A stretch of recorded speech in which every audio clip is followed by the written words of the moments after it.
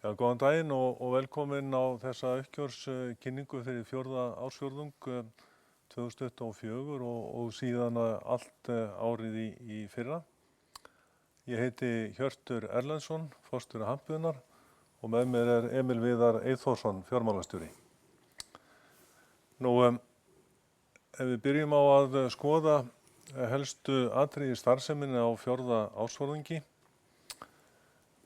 þá var sölutregðan sem var vart á öðrum og þriðja ársfjórðungi. Hennar var ekki vart á þeim fjórða og salan reyndist vera ágæt. Rekstur Fisk Protection, lúsapilsa fyrirtækisins sem við eignuðust síðastliðið haust, gekk vel og reyndar framar öllum vonum. Og sameining rekstrarhluta dótturfyrirtækisins Woodbeitu og Mörnótt Íslands við Hampiðan Ísland var alveg full frá gengin áramótin. Nú að lokum þá var pantanastaðan í fiskeldiskvíum sem var mjög lág fram eftir síðasta ári. Hún gjörbreyttist á síðasta ársfjórðungi og við náðum að ganga frá stórum sölusamningum samtals að upphæð 37,7 milljónum evra núna fyrir síðustu áramót. En byrjum á að kíkja á lykiltölu fyrir fjórða ársfjórðung og við skoðum bara beint í reikningnum. Þarna sjáum við að salan á síðasta ársfjórðungi, hún nam 79 milljónum evra og samanborið við sama ársfjórðung árið áður, þá voru hún 75 milljónir evra eða 4 milljónum evra betri. Og hérna sjáum við þetta í súluriti. Dekkri bláu súlurnar eru sem sagt síðasti ársfjórðungur síðasta árs og samsvarandi ársfjórðungur árið 23. Og þarna sjáum við söluna 75 og 79. Og fjórði ársfjórðungur að hann reyndist vera betri heldur en fyrsti ársfjórðungur, en takturinn hjá okkur er yfirleitt sá að þetta er röðin, fyrsti ársfjórðungur og síðan annar er yfirleitt sá besti, síðan lækkar aðeins að hausti og veturinn, en núna kom síðasti ársfjórðungur virkilega vel út hvað söluna varðar. Nú rekstrargjöldin, að þau hækkuðu aðeins fyrirgefið, 70,3 voru 68 eða 2,4 milljónir og EBITDA ársfjórðungsins, hún varð 8,6 en var árið áður 7,0 milljónir. Það er sem sagt bati á milli ársfjórðunga 1,6 milljónir evra. Og hlutfall EBITUnar af veltunni hafði verið 9,3% fyrir árið síðan en var núna 10,9%. Og þarna sjáum við aftur súluritt sem sýnir EBITUna eftir ársfjórðungum að í fyrra þá var eins og sagði 7 milljónir og núna 8,6 og takturinn í EBITUna hann fylgir taktinum í sölunni.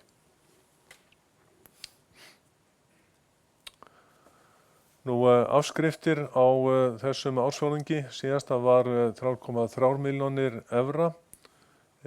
Fyrir árið síðan þá voru afskriftir lægri, 1,5 milljón, en það helgast af því að við tökum við Mörnótt vorið 2023 og þegar við förum að bera saman afskriftarreglur Mörnótt og Hampiðunnar, að þá kemur í ljós að Mörnótt er að afskrifa miklu hraðar heldur en að tíðkast hjá okkur í Hampiðunni og reglunum var breytt til samræmis og öll þessi breytinga hún kom fram á síðasta ársfjórðungi 23. Og þegar við skoðum hins vegar árið í heild sinni og eftir þá sjáum við að þetta hefur jafnað sig út.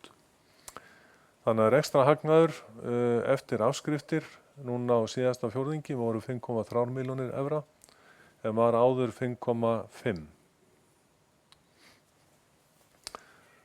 Síðan er mikill munur á fjármagnstekjum og fjármagnsgjöldum því að Það komu sérstaklega illa út í lok 23. Rifja aðeins upp söguna við fórum með hlutafjárútboðið þarna sumarið 23 og afraksturinn af því, helmingurinn fór í að greiða niður lánin hjá Mörnótt. Hinn helmingurinn var settur á reikning og beðið eftir að nota þann peningi uppbyggingu í Litháen. Þannig að við vorum með íslenska krónur inn á íslenskum reikningi á mjög góðum vöxtum. En síðan gerist það í lok 23 að gengið gaf eftir og við endum uppi með töluvert gengistap. Það snýst alveg við núna á síðasta ári, í lok síðasta árs, að þá er gengi krónunnar sterkara og líka það að við höfum ávaxtað þessa peninga ágætlega á síðasta ári. Þannig að þar munar bara í fjárreiknatekjum þá munar þarna 2,4 milljónum evra sem að koma þarna til bata. Þannig að hagnaður fyrir skatta á fjórða ársfjórðungi sýnir sig að vera 5,4 milljónir evra á móti 0,9 milljónum evra í lok 23, eða breytingu upp á 4,5 milljón evra. Síðan kemur tekjuskatturinn og hagnaðurinn eftir skatta á þessum fjórðungi 4,8 milljónir en var 0,4 milljónir í lok 23, eða breytingum 4,4 milljónir evra. Og hérna sjáum við aftur hagnaðinn í súluriti milli ársfjórðunga. Og þarna sjáum við hvernig fjórðungur 23 hvað sker sig þarna úr öðrum fjórðungum, hvað þetta var óskaplega lág aðkoma á þeim ársfjórðungi og hvernig hún kemur vel tilbaka núna í ár. Nú ef við skoðum síðan árið í heild sinni,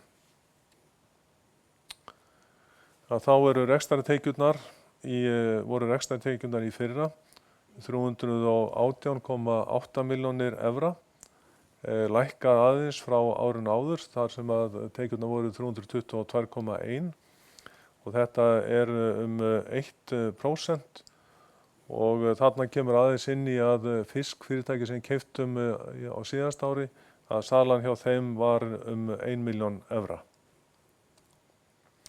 EBITDAn á árinu 37,4 tæpar, árið 23 þá var rúmar 37,5.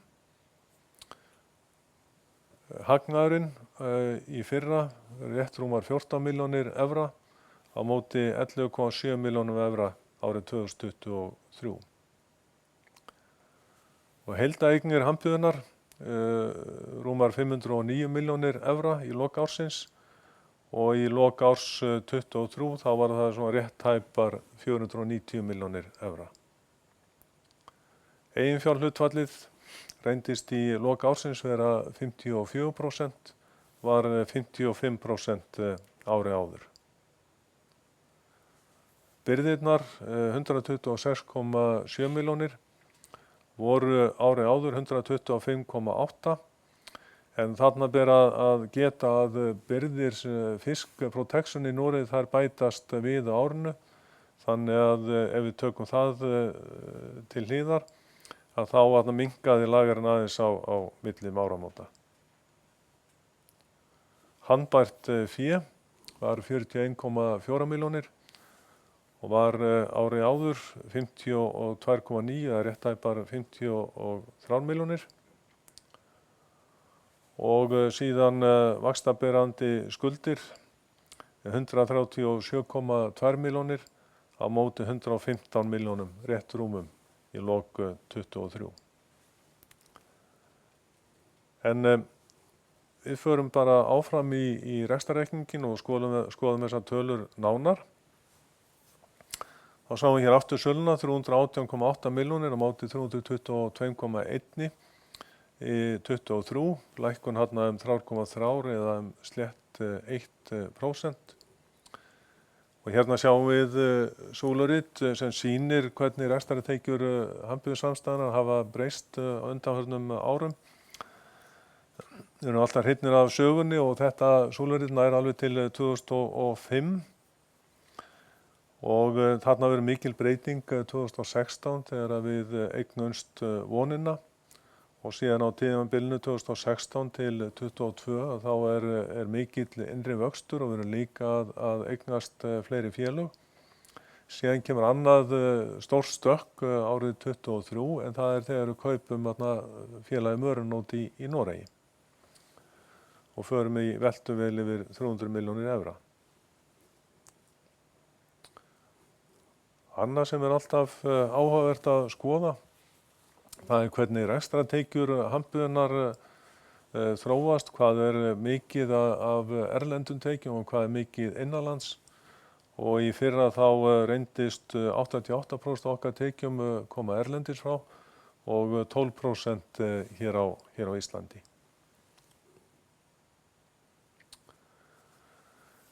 Nú, beinn framleiðslukostnaður á síðasta ári var 221,4 milljónir, var lægri heldur en árið 2023, en þá var beinn framleiðslukostnaður 224,8 milljónir. Þarna lagast sá kostnaður 3,4 milljónir. Þannig að framleiðin verður 97,4 milljónir á móti 97,4, sama tala en munar þarna út á aukastöðum upp 100.000 og framleiðin sem var 30,2% var í fyrra 30,6%.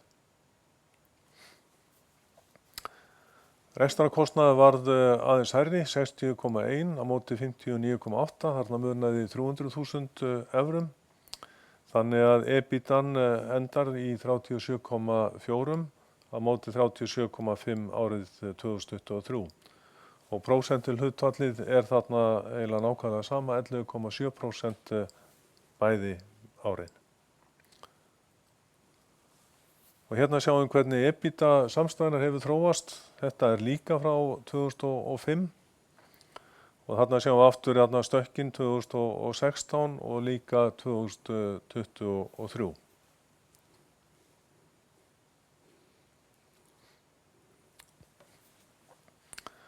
Nú, afskriftirnar sem ég minntist á áðan, sem voru í dálítið ójafnvægi milli þessara síðustu ársfjórðunga 23 og 24, þarna sjáum við heildarárið og þá eru afskriftir í fyrra voru 14 milljónir evra en árið 23 á 14,1, lækku þarna örlítið á milli ára. Þannig að rekstrarhagnaðurinn 23,4 á móti 23,5 ári áður. Fjármagnsgjöldin, þarna sjáum við töluvert mikinn mun, voru 6,4 milljónir í fyrra en 8,3 milljónir ári áður. Lagast þarna 1,9 milljón evrur. Og hérna sjáum við súlurit sem sýnir hvernig fjármagnsliðirnir hjá okkur hafa þróast alveg frá 2005. Þarna kemur mjög sérstakt tímabil frá 2011 til 2017. En á þessum tíma þá áttum við HB Granda sem heitir núna Brim og hlutdeild í hagnaði HB Granda kom inn inn í fjármagnsliðina hjá okkur. Síðan 2016, við áttum rétt tæp 9% hlut í HB Granda á þeim tíma. Og 2016 og 2017 þá seldum við þau hlutabréf til þess að fjármagna kaupin á Voninni í Færeyjum. Og þar að leiðandi urðu fjárliðirnir svona jákvæðir þessi ár. Síðan árin á eftir 2018 og til dagsins dag þá er svona eðlilegri mynd á fjármagnsliðunum. 23 er náttúrulega þungt ár og 24 það er nú heldur léttara og aðalega vegna þess að við vorum með góða ávöxtun á helmingi hlutafjáraukninganna sem við fengum 2023.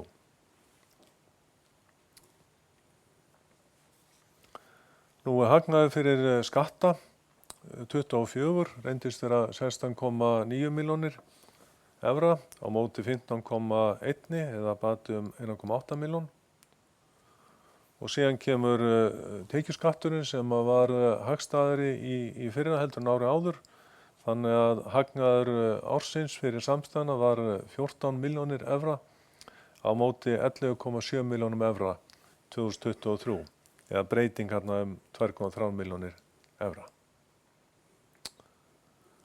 Og síðan ætlum við að kíkja aðeins nánar á hvernig EBITDAn hefur þróast ásamt hagnaði og sjóðstreymi og Emil Viðar ætlar að taka við og skýra það betur út. Já, komið þið sæl. Ég ætla að byrja bara að fara hérna aðeins yfir EBITDA-brú sem sýnir EBITDA ársins 23 og hvað, svona í grófum liðum, hvað breytist á árinu 2024. En tekjurnar þær eru að lækka eins og Hjörtur kom inn á kringum 3,3 milljónir evra. En framleiðslukostnaðurinn, hann er að lækka á móti, sem sagt í ákvað áhrif á EBITDA, upp á 3,4 milljónir. En síðan er rekstrakostnaðurinn, hann er að aukast 266.000 og samtals leiðir þetta sig í EBIT upp á 37,4 milljónir á árinu 24. Hérna sjáum við hagnaðarbrú félagsins, þar sem að við förum hvað er það sem breytist frá hagnaði ársins 23 í hagnaði ársins 24. En þá sjáum við að EBITDAn er að lækka 192.000, afskriftirnar eru að lækka á móti sem hefur þá jákvæð áhrif 88.000. Fjármagnsgjöldin, þau eru að lækka umtalsvert á milli ára, 2,1 milljón evra. Gengismunurinn, hann er örlítið minna jákvæður en hann var, sem sagt það er neikvæð áhrif á milli ára upp á 265.000. Tekjuskatturinn, hann er 449.000 evrum lægri gjaldverður heldur en hann var á árinu 23 og síðan eru hlutdeildarfélögin að skila 40.000 evrum hærra og samtals er þetta þá hagnaður upp á 14 milljónir rúmar.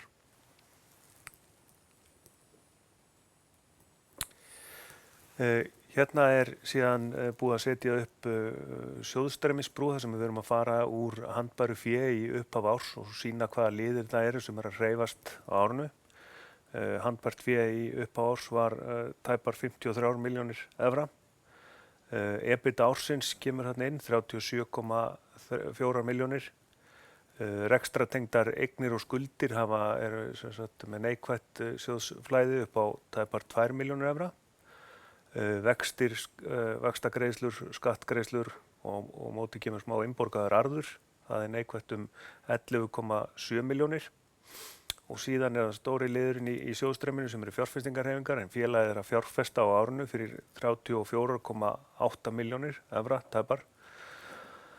Er þar aðalega að ræða fasteignaverkefni, það verið að byggja upp fiskeldisþjónustu á einni Skæ fyrir utan Skotland. Það er gert í dótturfélaginu Vónin. Einnig var búið að byggja nýtt netaverkstæði, hátækni netaverkstæði í Skagen í félaginu Kosmos.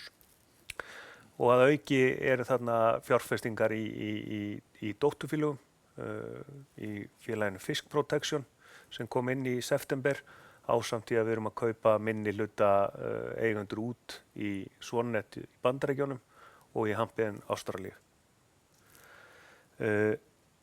Bankalánin er að aukast 3,2 milljónir sem er jákvæð sjóðstreymisáhrif.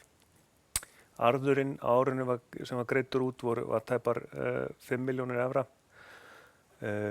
Gengismunur á handbæru fé er neikvæður 116.000 og síðan kemur hér í lokin inn handbært fé frá keyptu dótturfélagi. Þetta er sem sagt handbært fé sem var í Fisk þegar við kaupum það upp á tæpar 1,4 milljónir evra. Samtals er þetta 41,4 milljónir. Ég ætla líka að fara í gegnum efnahagsreikninginn og svona helstu liði þar og hvað það er sem er að breytast. Við byrjum á að fara í gegnum fastafjármunina. Þar eru varanlegir rekstrarfjármunir í lok árs 24 180,7 milljónir en voru í lok árs 23 169,6. Þetta er semst aukningum 11,2 milljónir. Skýrist einkum að því sem ég fór yfir áðan, semst fjárfestingarverkefnum okkar á Skæ og í fiskeldisþjónustunni og svo uppbyggingunni á Kosmos. Óefnislegar eignir að aukast um 9,8 milljónir og þetta að mestu goodwill, viðskiptavild út á kaupunum í fisk og að hluta til í Svannet. Eignarhlutir í hlutdeildarfélögum að aukast 200.000 evrur.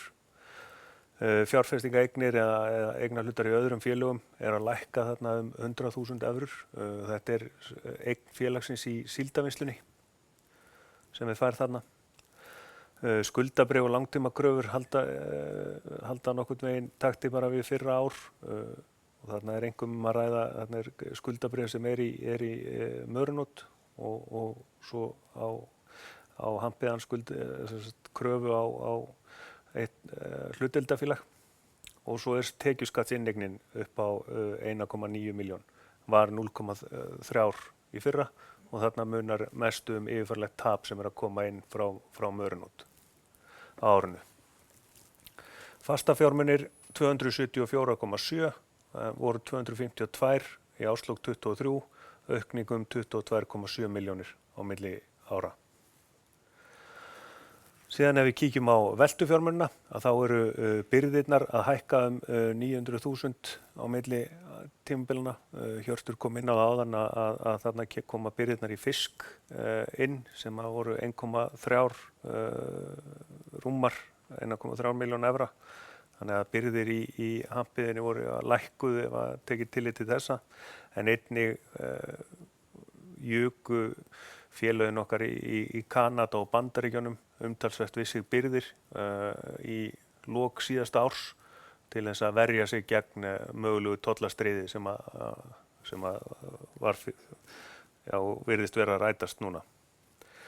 Viðskiptakröfur og aðrar skammtímakröfur að aukast 7,4 milljónir, voru 59,2, eru núna 66,6.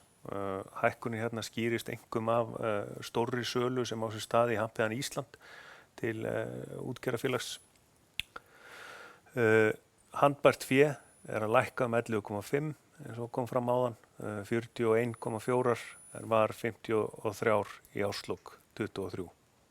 Heildareignir 509,5 milljón en var 490 í lok árs 23, aukning 19,5 milljón. Hérna sjáum við síðan súluritt yfir byrðir samstæðunar. Áhugavert að sjá hvernig þetta hefur þróast. Þetta hefur þróast svona mjög svipað og veltan hjá okkur. 2016 kemur vonin inn og þá aukast byrðir samstæðunar töluvert og síðan hérna yfir jafnt og þétt eftir því sem að tekjur félagsins hafa vaxið þá hafa byrðirnar vaxið líka. Og svo á árinu 23 kemur Mörnótt inn og þá umtalsverður vöxtur í byrðunum einnig. Síðan sjáum við hérna velturhraða byrðana að á síðasta ári þá var hann 1,35 og var í fyrra 1,43 en hann hefur verið svona að nokkuð svona stöðugur í kringum þetta hlutfall. En við teljum að með stærri samstæðu, fleiri félögum, þá eigum við að geta náð fram ákveðnir samlegð í byrðum sem að við erum að vinna samlega að ná fram í reikningunum okkar. Síðan ef við förum í skuldir og eigið fé, byrjum hérna í langtímaskuldunum, þá eru langtímaskuldir félagsins að aukast 7,5 milljón. Fara úr 120,2 í 127,6.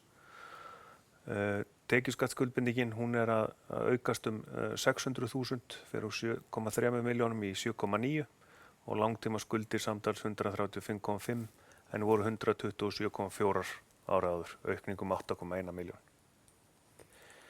Skammtímaskuldirnar, viðskiptaskuldir og aðrar skammtímaskuldir að hækka 5,5 milljónir, 46,7 voru 41,2 árið áður og þetta helst ágætlega hendur við aukningu í viðskiptakröfum og byrðum. Ógreiddir skattar að lækka 200.000 og eru 3 milljónir á móti 3,2.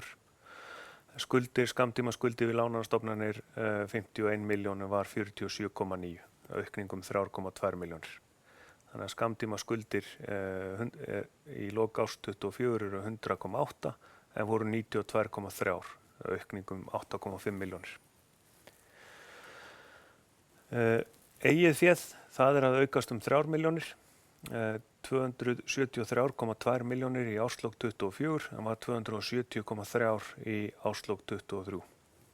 Eigið fé og skuldir samtals 509,5 milljón en var 490 í árslok 23, aukningum 19,5 milljónir. Hérna sjáum við síðan súlurit yfir eiginfjárhlutfallið og hérna sjáum við að það nú að haldast nokkuð jafnt. Það var 54% núna síðustu áramót og var 55 árið þar áður og hefur verið að dansa svona rétt rúmlega 50% síðustu árin.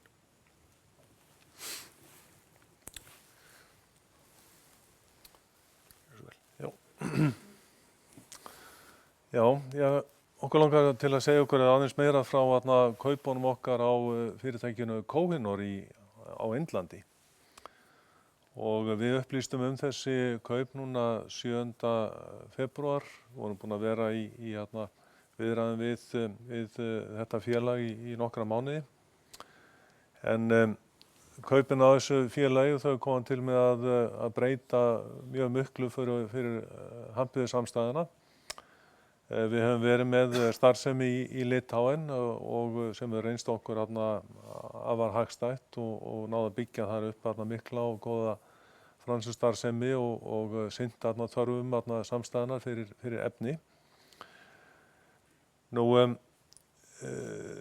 hins vegar þá hafa laun og kostnaður hefur verið að hækka í Litáen og sérstaklega varðandi fiskeldið, þar mikil verðsamkeppni og orðið dálítið erfitt að keppa á þeim markaði með framleiðslu í Litáen og í öðrum löndum eins og til dæmis Póllandi.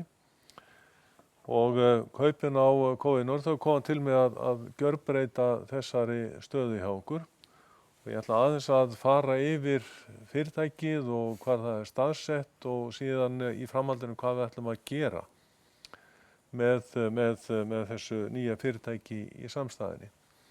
Við erum búnir að skrifa undir kaupsamninginn, það eins og sagði, það var 7. febrúar. Nú verið að uppfylla alla fyrirvara og svona verið að búast við því að við getum gengið frá lokun fullnaðar undirskriftum í byrjun apríl og við erum aðalega að bíða eftir svona opinberum stofnunum á Indlandi að þau samþykki fyrir sitt leyti. Það er svona forsatriði, við þurfum ekki að leita til samkeppniseftirlita eða neitt slíkt, þannig að þetta er svona frekar bein leið í þessum kaupum. Nú hérna sjáum við mynd, kort af Indlandi og hér til vinstri á stóru myndinni þá sjáum við Indland og hér er Mumbai sem hét áður Bombay og sumir nota nú ennþá orðið nafnið Bombay og Kohinoor er statt hér í fylkinu Macerata sem er fyrir austan Mumbai og hérna sjáum við aðeins nær, hérna sjáum við Bombay eða Mumbai og Kohinoor er hér aðalega staðsett í bænum Selu en er síðan með netaverkstæði í Jalna og skrifstofur í Aurangabad. Og þessar framleiðslueiningar eru 3 og það fyrst hér elsta verksmiðja sem var byggð þegar fyrirtækið var stofnað 1984 og þar eru með byggingar 6.000 fermetra og land sem um 20.000, þannig að það svæði alveg fullbyggt. Síðan eru við með aðalverksmiðjuna, aðalkaðla og netaverksmiðjuna líka í Selu. Hún er orðin ansi víðfeðm, hún er 35.000 fermetrar, landið 51.000 og það land líka fullbyggt.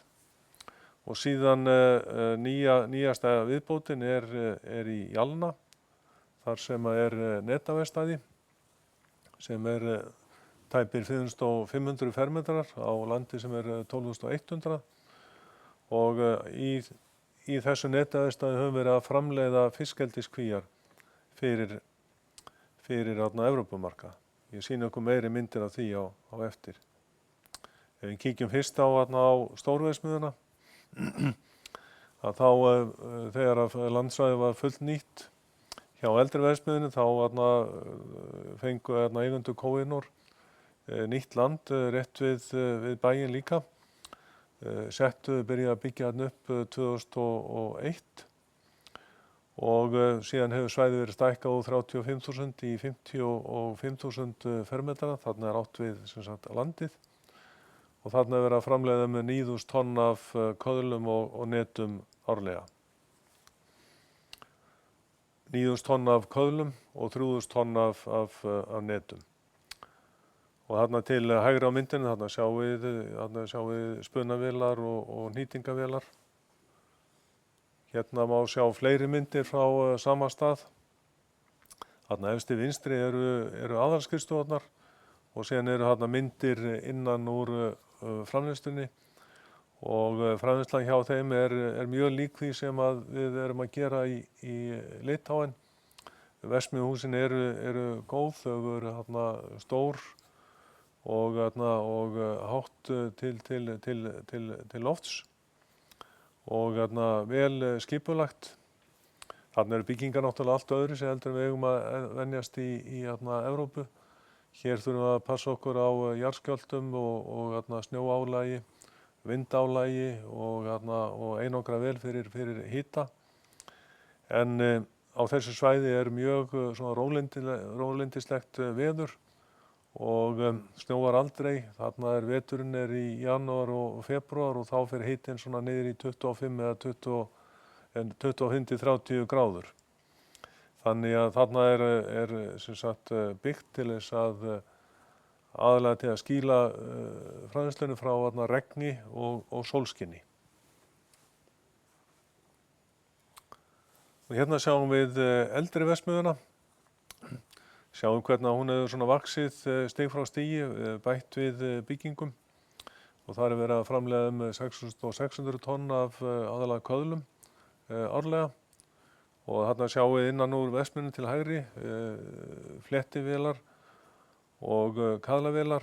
Þetta eru sama tegund af vélum og við erum að nota í Litháen, eru framleiddar í Evrópu. Hérna sjáum við fleiri myndir úr verksmiðjunni. Þarna líka gott skipulag og vélakosturinn er góður. Og hérna sjáum við síðan netaverkstæðið í Jalna og það byggt 2022, 5.500 fermetra á landi sem nær 13.000 fermetrum. Og hérna sést betur inn á netaverkstæðisgólfið og þarna verið að búa til kvíar og þetta sem sagt allt kvíar sem verið að vinna fyrir okkur og þetta netaverkstæði það hefur unnið fyrir mörnót frá stofnun. Þarna hefur ekki verið framleitt fyrir aðra framleiðendur. Þeir hafa hins vegar verið að framleiða fyrir markaðina í Síle og selt beint þangað. Og það sem með þróun í fiskeldiskvíum, hún að breytast töluvert mikið og frá því að vera svona mjúk net úr næloni, hnútalust net úr næloni og óverefnum, að þá eru komin net úr pólietylenni. Pólietylen stíft, það hnýtt í vélum og efnið það stíft að það ekki hægt að sauma það í saumavél eins og hefðbundna efnið. Þannig að það verður alltaf saumast með netnanálum, þannig að vinnutíminn við hverja kví hann verður auðveldlega 3 til 5 sinnum meiri heldur en við getum gert með vélum í Pólandi, Litháen og á Spáni. Og þarna sjáum við að fólk stendur og að sauma vegna þess að það ekki hægt að nota saumavélar fyrir þetta efni og ástæðan fyrir þetta efni orðið vinsælt það að það stendur betur af sér árásir sela sem alltaf sérstaklega við Skotland og suðurhluta Noregs að reyna að naga sig í gegnum netin og komast í laxinn. Og líka orðið mjög algengt að þvo kvíar neðan sjávar, taka ekki land til þvotta, heldur að reyna að halda þeim hreinum í ákveðin tíma út í sjó og þá notaðir róbótar sem að blása af netunum eða bursta af netunum, þörunga og annan gróður sem að sest á netið. Og pólietylín slétt og stíft efni og það auðvelt að hreinsa með þannig tækjum. Þannig við sjáum að það eru sífellt fleiri fiskeldiskvíar að færast yfir í þetta efni. Nú aðeins meira varðandi staðsetninguna að verksmiðjan í Selú og þarna sjáum við niður til hægri, þarna Manorama sem það hefur verið búið að sameina það við Koinor, nú þetta orðið eitt fyrirtæki, en verksmiðjan heitir samt þetta ennþá.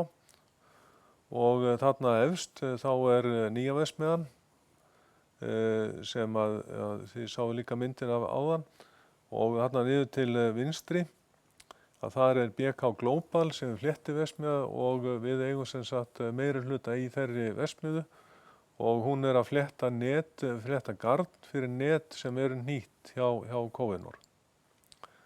Nú við ætlum að bæta töluvert við þurfum að stækka umtalsvert á Indlandi og við viljum hafa pláss til framtíðar. Við erum að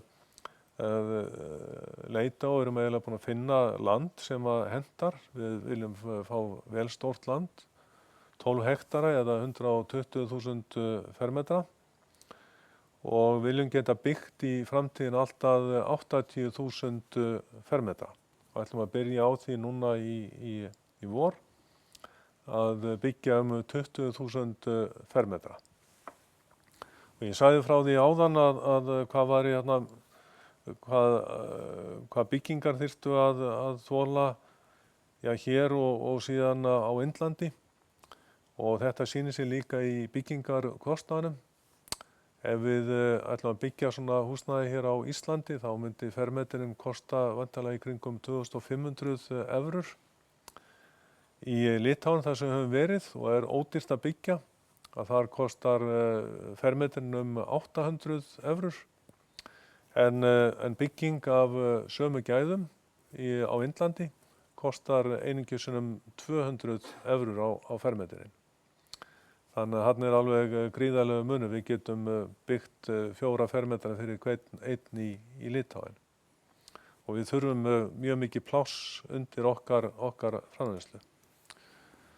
Í Litáen núna þá erum við með í kringum 45.000 fermetra undir. Húsið hér sitjum í, það 6.500 fermetrar. Aðeins til að gefa tilfinningu fyrir stærðinni.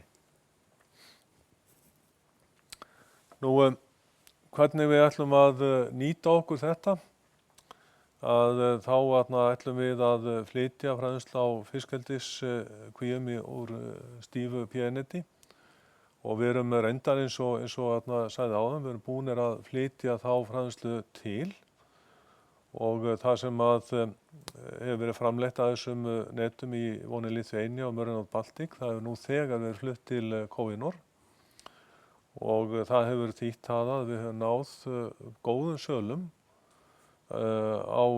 í Færeyjum og Skotlandi og Suður-Noregi. Sölum sem við höfum ekki möguleika að ná áður en að við byrjum þetta nána samstarf við Koinor.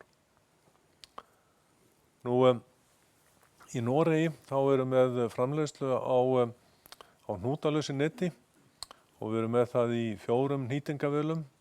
Og þær vélar ætlum að flytja til Indlands núna í sumar og haust.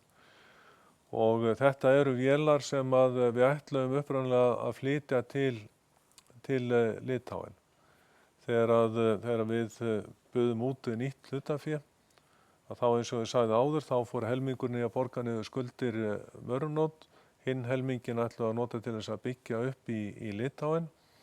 En á síðasta ári þá breyttust aðstæður svo mikið og við sáum þetta tækifæri á Indlandi þannig að nú erum við að beina þessum fjármunum í uppbyggingu á Indlandi. Nú næsta skref, það verður að draga úr framleiðslu á fiskeldiskvíum í Mørnótt Baltic í Litáen núna í haust og byggja upp þá framleiðslu í staðinn hjá Koinor. Og þetta náttúrulega eitt, við flytjum ekki í einu vettvangi, þetta þarf að byggjast upp og meðan við erum smátt og smátt að draga saman framleiðsluna hér í Evrópu. Nú, samhliða þessu þá munum við draga úr framleiðslunni í Poldan í Póllandi og í haust og flytja það einnig til Indlands.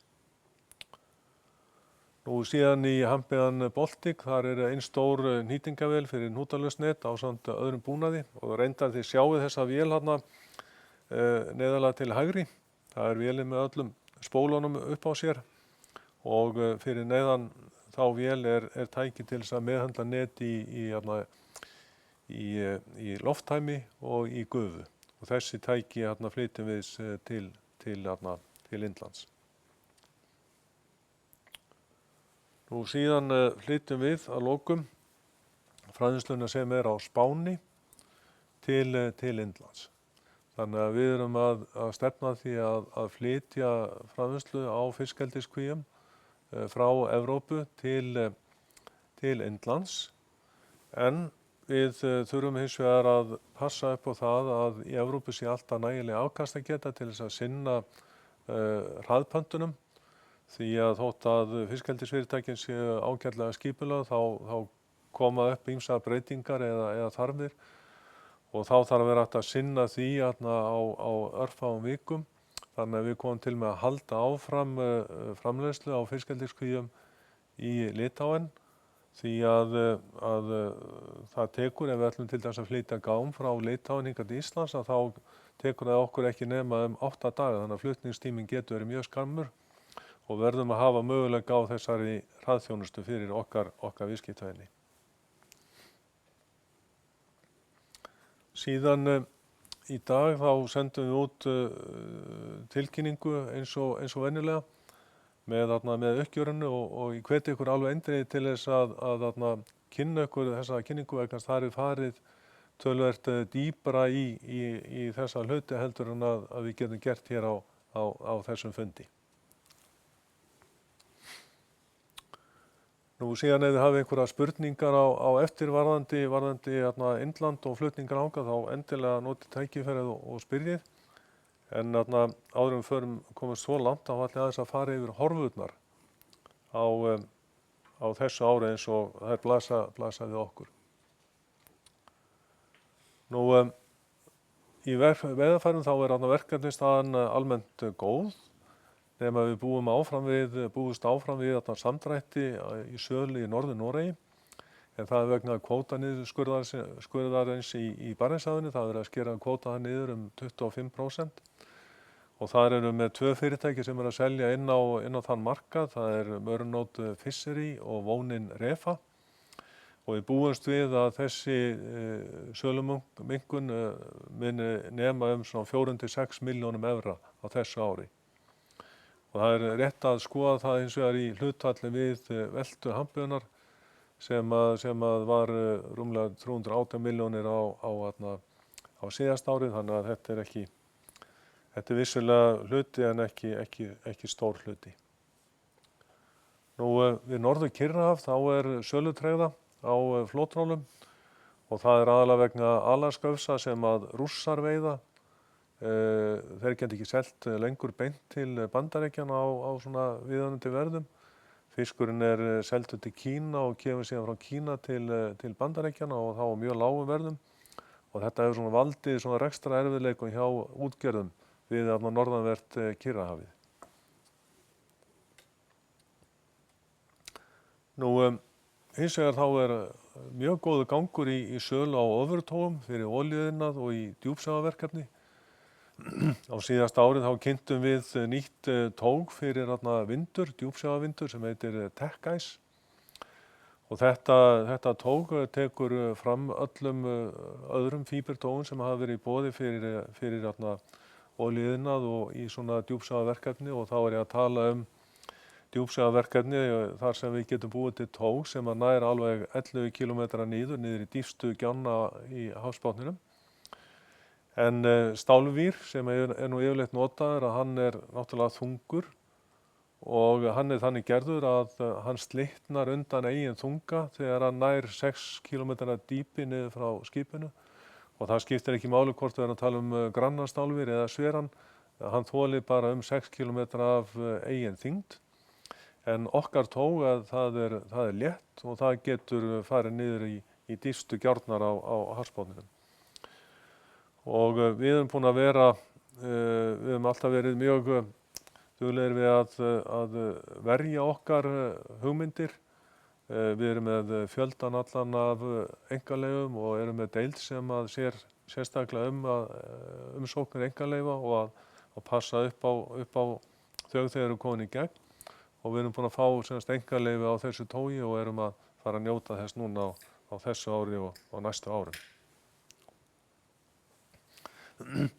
Nú síðasta ár, á þessum tíma þá var alveg óskaplega lítið pantanir í fiskeldiskvíar og á þeim tíma þá vorum við með eitthvað pantanir í fyrir 10 milljónir norskar.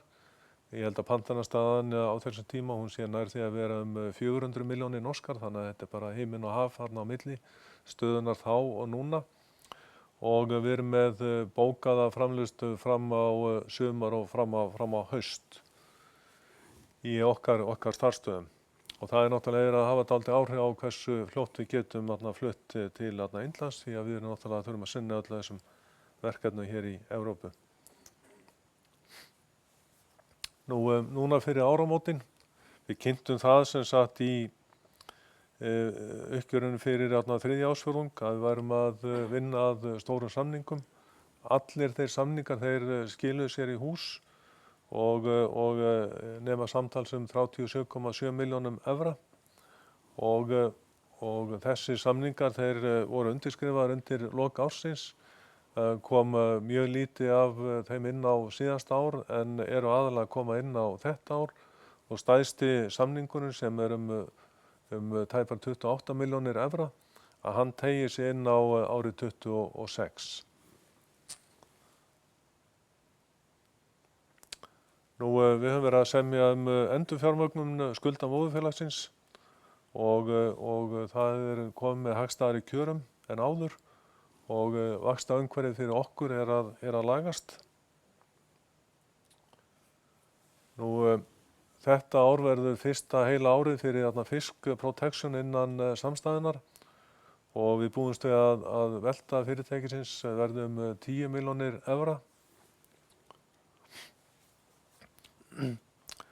Og síðan, eins og ég sagði áður, að þessi hlutafjáraukning sem að við fórum í 2023, að við erum að fara með þá aukningu til Indlands og byggja upp þar. Það þýðir náttúrulega að við tökum út af okkar reikningi hér á Íslandi og borgum fyrir félagið. Þannig að í staðinn fyrir vaxtatekjurnar að þá kemur hagnaður af starfsemin á Indlandi og einnig mun það skila hagræðingu sem verður að hluta til í ár en mun svona skila sér að stórun leyti á næsta ári, árið 2026. Velta Koinor á síðasta ári, eða semst árið 2023 var 27 milljónir evra og EBITDA var 3,6. En við teljum okkur geta aukið töluvert mikið við veltuna bara því að Koinor er að framleiða mjög mikið af því efni sem við erum að nota innan samstæðunar og hefum verið að kaupa frá öðrum aðilum heldur en Koinor. Þannig erum við til dæmis að nota 1800 tonn af köðlu sem heita Danline. Við höfum verið að kaupa 500 tonn af Koinor undanfarin ár. Þannig að við getum flutt 1300 tonn af þeim köðlum til Koinor. Og þetta gildir líka miklu fleiri vörur sem að Koinor er að framleiða. Þannig að við erum að færa svona þennan hluta af virðiskeiðinni inn í hús til okkar. Og þarna kemur þetta með veltuna hjá Koðunor og e-bítuna og við búumst við að við getum tekið Koðunor inn í samstæðuna frá 1. febrúar, skrifum undir sem sagt 7. febrúar og þá er eðlilegt að það kom inn frá 1. febrúar. Og síðan erum við enn að njóta þess að frá því að keyptum Mörnót var að kaupa sitt efni frá okkar samkeppnisaðilum, Kaðla og Net og við erum í sífellt meira mæli að flytja þessi innkaup til Hampiðan Baltic í Litáen. Og það skilur náttúrulega eftir sig aukna framlegð þar.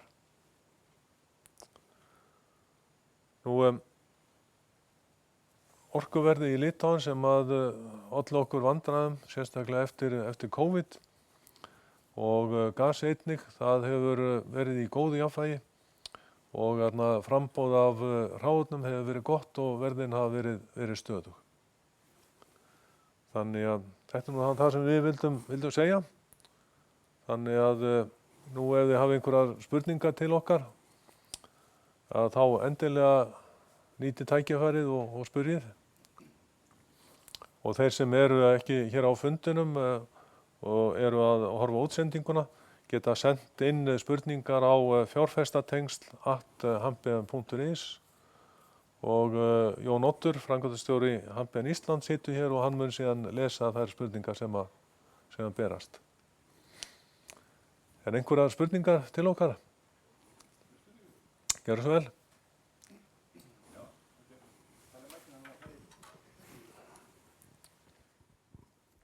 Góðan daginn.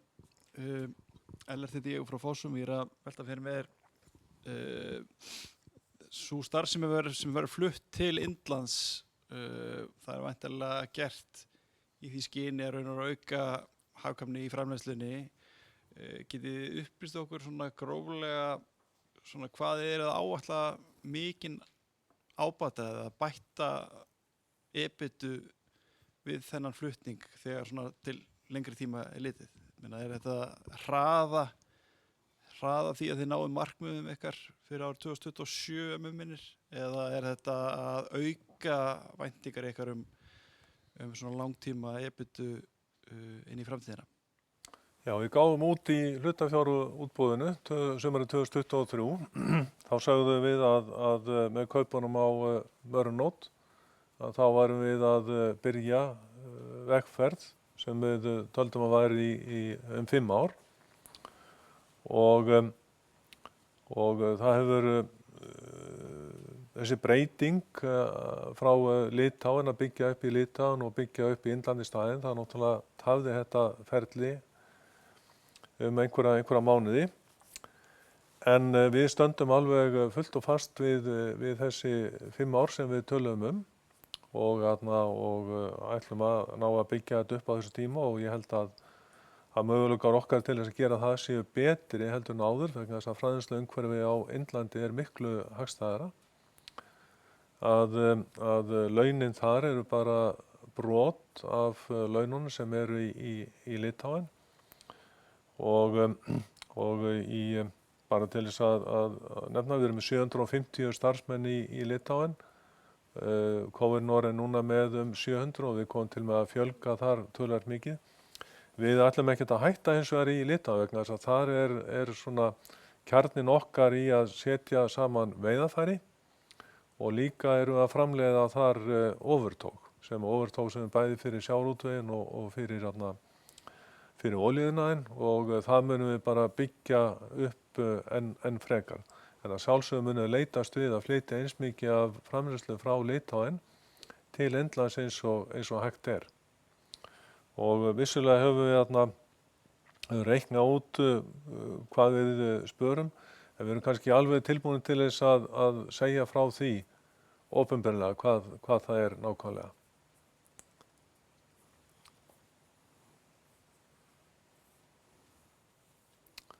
Fleiri spurningar? Það eru tölvupóstar borist. Já. Það fyrst hérna fyrirspurn frá Eggerti Aðarsteinsinni hérna, sérfræðingi hjá eignastýringu Kvikubanka með 2 spurningar, ég lesa bara beint póstinn. Við langar að vita hvort fjárfestingar í frekari uppbyggingu framleiðslunni muni alfarið beinast að nýju starfseminni á Indlandi. Þetta verður núverandi starfsemi í Litáen óbreytt eða tekur hún breytingum í tengslu við þá stefnubreytingu sem hefur orðið? Já, eins og nefndi áðan þá beinum við sjónum okkar meira að Indlandi en við byggjum samt áfram upp í Litáen því að sérstaklega sem sagt í ofurtógum því að verð á ofurtógum er hátt og þetta er sem sagt tóg sem er sterkara heldur en stálvír en samt það létta flýtur á vatni.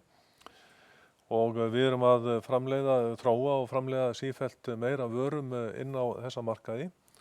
Mikil sérþekking, sérhæfður vélabúnaður, afgreiðsluhrestir eru stundum alveg ótrúlega skammir. Þarna er bara verið að tala stundum bara fyrir risastór verkefni, bara örfáa vikur, þannig að við þurfum að vera í Evrópu með þessa reynslu.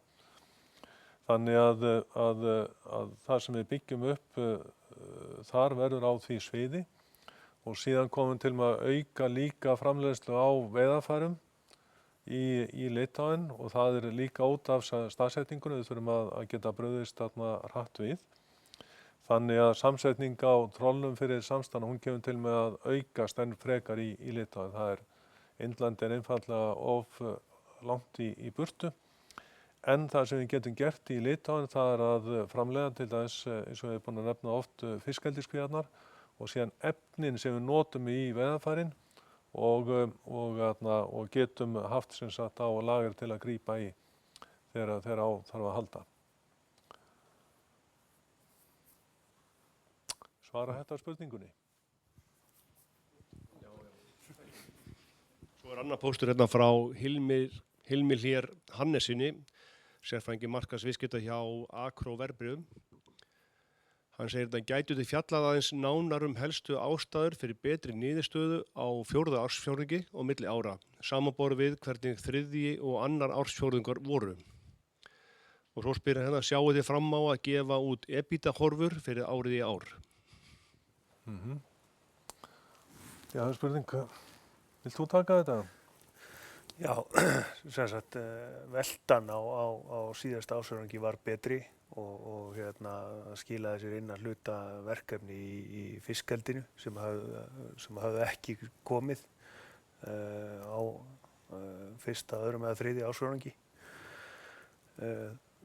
Velta Mörnótt hefur verið þannig að það var yfirleitt verið nokkur stór fiskeldisverkefni sem hafa skilað sér á hverju ári, sem hafa skilað ágætlega inn í tekjur og gefið góða framlegð.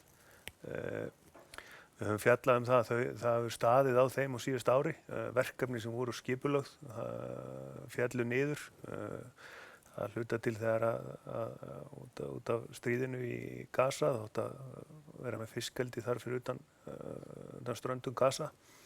Og svo verkefni sem við gátum ekki tekið þátt í út af eignaraðild rússneskra aðila að þeim verkefnum.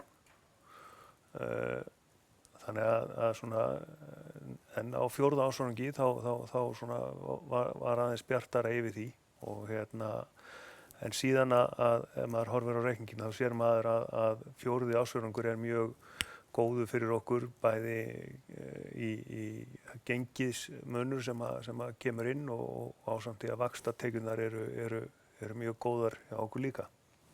Þannig ég held að þetta séu svona helstu ástæðuna fyrir því að 4. ársfjórðungur var svona betri heldur en einhverjum annar og 3. Og síðan varðandi spá EBITDA þá er kannski rétt að svara í þannig að í hlutafjárútboðinu að þá settum við það fram að við ætlum að ná 16% EBITDA af veltu hambuðu samstæðunar á þeim tíma, sem sagt 5 árum frá 2023 og við ætlum bara að standa keikir við það og að það sem við erum að gera núna á Indlandi, að það kemur bara til með að hjálpa okkur í þeirri vegferð.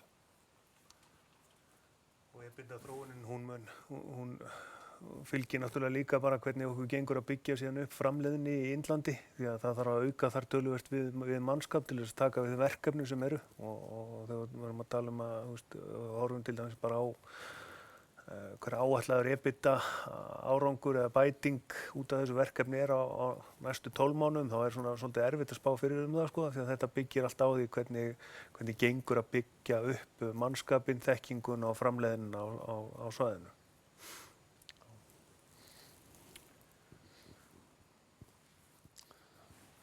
Það ekki fleiri tölvupóstar en þá allavega? Nei.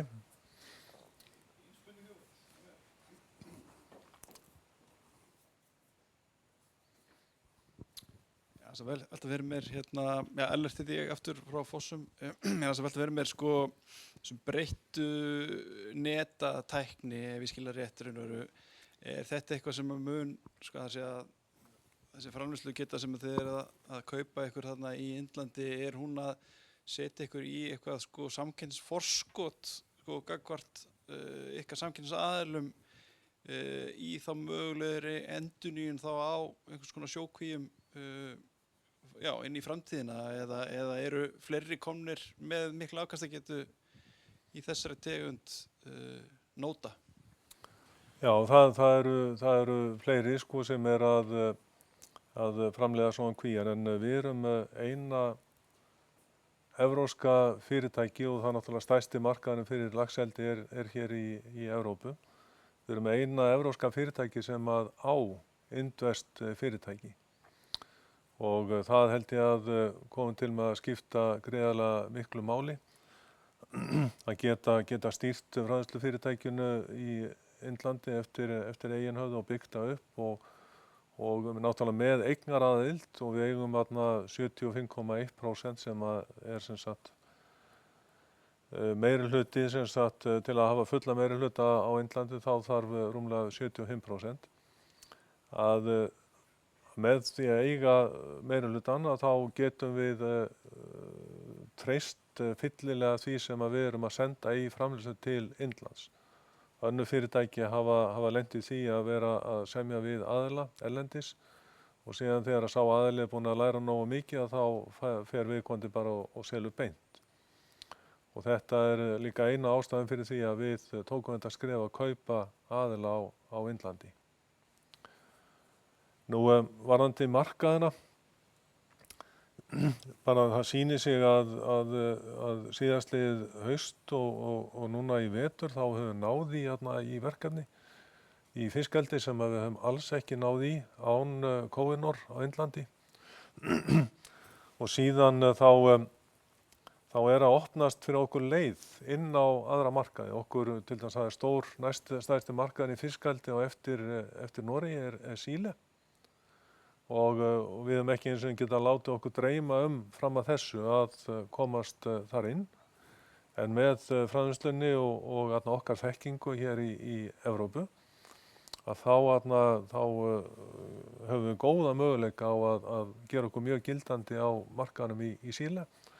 Og Koinor hefur núna á bara síðustu mánuðum náð að selja inn töluvert af því sem heitir predator netting, eða það er sem sagt net sem er sett utan kvíarnar til þess að varna því að selir og aðrir slík dýr sem reyna að komast í laxinn ná að brjótast inn í gegnum netaveikina. Þannig að þeir eru nú þegar komnir á stað og það er komin upp sem sagt skrifstofa í Síle sem að við getum nýtt okkur byggt upp í kringum í framtíðinu og komist inn á það markað. Og síðan opnar þetta líka leið inn á aðra fiskeldismarkaði í heiminum, sérstaklega sem sagt fyrir austan Indland. Því ef við skoðum fiskeldi í heiminum, að segjum að allt fiskeldi sé þetta mikið í heiminum, þá er laxeldi. Það er bara brot af heildinni. Og það er þetta heitsjávareldi sem við höfum verið að selja vel hans inn á. Og þetta stóra verkefni sem ég nefndi áðan, tæpar 28 milljónir evra, að það er sem sagt heitsjávareldi og þar getum við sem sagt komið með okkar þekkingu og okkar vörur og aðstoða aðila sem að byrja að byggja upp eldi, aðstoða við að komast að stað. Við höfum slíka þekkingu innan samstæðunar að við getum bæði boðið efnin, kvíarnar og líka ráðgjöf til þess að koma viðkomandi að stað.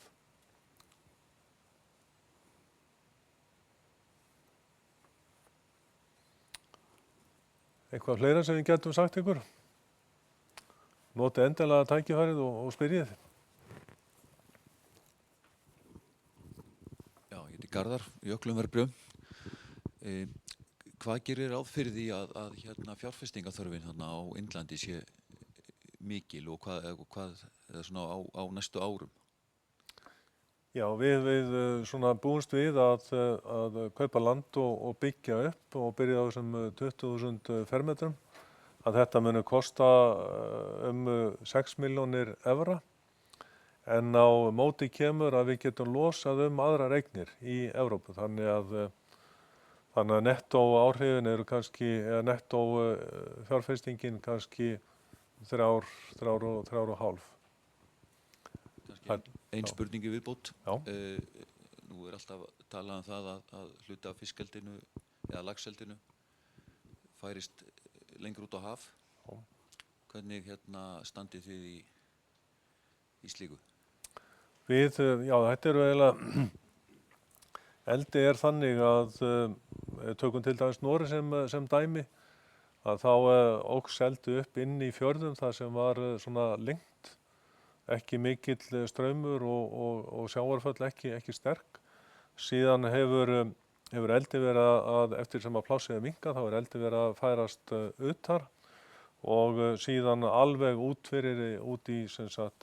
út í haf, og þar eru í staðinn fyrir hefðbundna kvíar, þá eru stór mannvirki, stálmannvirki sem eru notuð sem kvíar og til dæmis eitt af þessum stóru verkefnum sem ég nefndi áðan, sem við náðum samningum í lok ársins, að það er fyrir eitt slíkt mannvirki. Þannig og við vorum þar valdir úr hópi annarra framleiðenda, þannig að greinilega það sem við vorum að bjóða þjótti vera svona best fyrir þær aðstæður. Og síðan erum við alltaf að þróa kvíarnar. Hefðbundna kvíar hafa verið semst á yfirborðinu og úr hnútalausu neti, gjarnan nælonneti.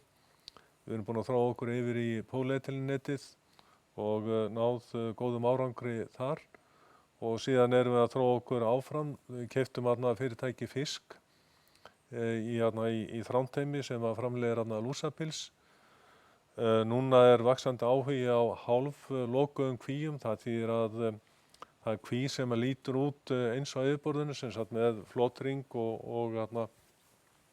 og netinu niður, nema hvað að utanum kvína er sem sagt sterkt efni úr segli sem að nær 15 og upp í 25 metra niður frá flotringnum, og þetta er sem sagt kölluð hálflokuð kví. Og með fisk þá erum mjög góðri stöðu til þess að þróa svona gerða kvíum. Þar erum með og lögðum mikla áherslu þegar keyptum fyrirtækið að fá rétta mannskapinn með okkur, og þar innanborðs eru menn sem hafa þekkingu á lúsapilsum, og það er hægt að þróa það áfram yfir í hálflokaðar, nota það í hálflokaðar kvíar. Og síðan eru niðursökkvanlegar kvíar sem að byggjast líka á flotringi sem upp á yfirborðinu, en kvíin þá með neti sem satt ofan á toppnum og henni síðan sökkt niður. Svona 20-30 metrar niður fyrir yfirborðið, og þar erum við líka að þróa lausnir. Þannig að þessi markaður í fiskeldisbúnaðarmarkaðan, hann er mjög kvikur, hefur verið mjög kvikur undanfarin ár, og við erum að bara einbeita okkur í það að fylgjast vel með þróun og vera tilbúin með alla vörurnar sem að þarf til þegar fyrirtæki vilja breyta sína fiskeldisaðferð.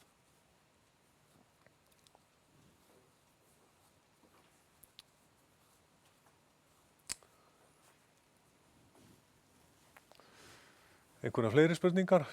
Eitthvað sem hefur komið inn póstinn? Nei.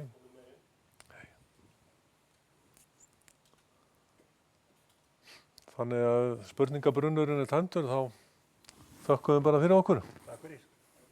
Takk.